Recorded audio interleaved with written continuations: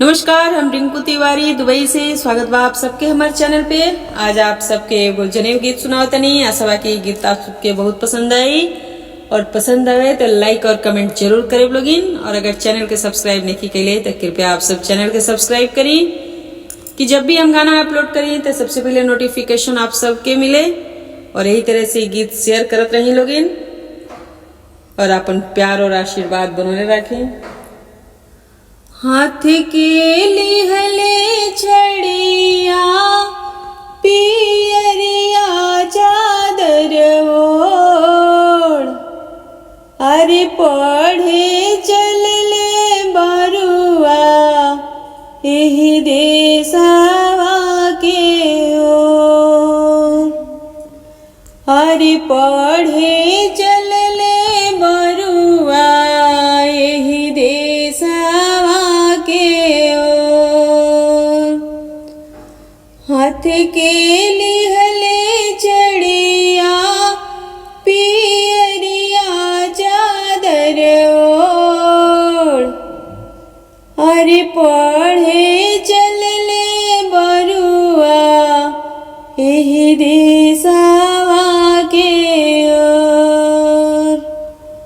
अरे पढ़े चलले बरुआ एही देशवा के ओर। सुना मोरे बरुआ बतिया माना तू मोर, घर ही विद्या सीखा दुलरुआ बरुआ मोर।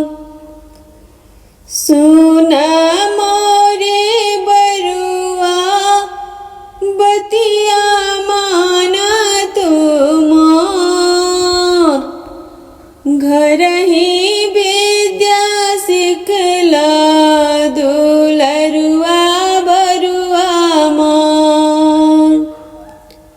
घर ही विद्या सिखला दुलरुआ बरुआ मोर।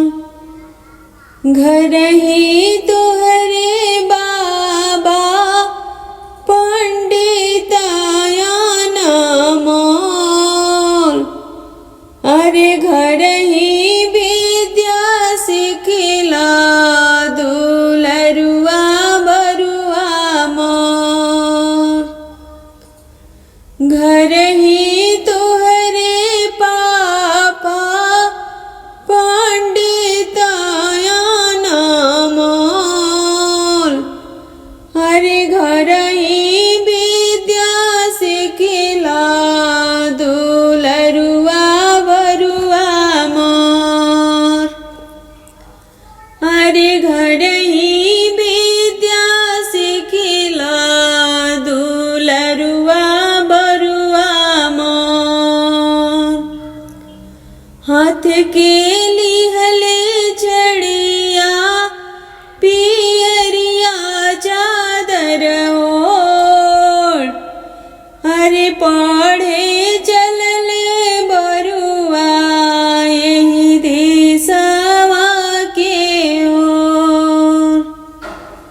हाथ के लिहले चढ़िया पियरिया चादर ओढ़, अरे पढ़े चलले बरुआ एही देशवा के ओर।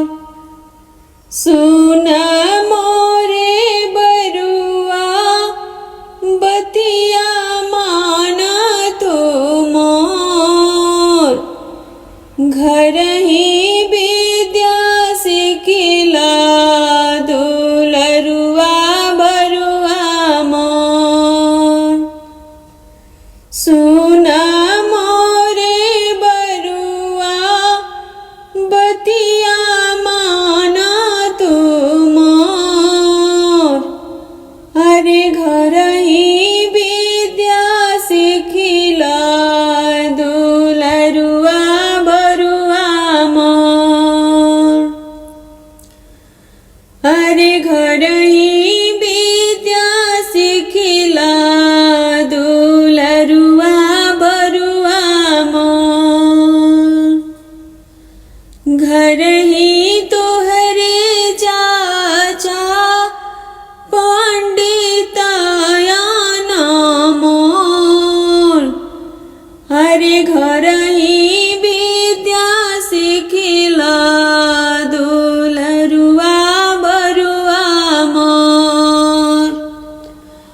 घर ही तोहरे फूफा पंडिताया नामोल।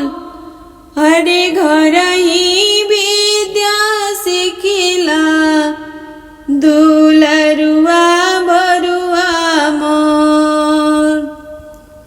घर ही तोहरे मामा पंडिताया नामोल।